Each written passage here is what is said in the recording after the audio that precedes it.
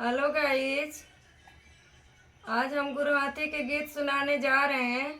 अच्छा लगेगा तो लाइक कमेंट करिएगा। ओरी तारा ओरी हो तारा बैठे बरा हो नेतिया काढ़ा ना सतकुमार हो बाबा आपनी हो पुतारिया।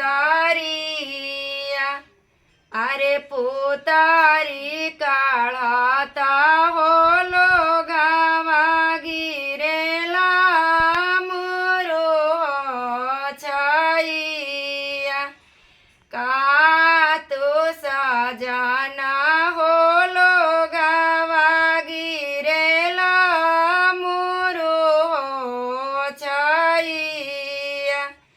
अरे हमारो दुलाराई तिनी हो बेटी आखी के हो पुतारिया।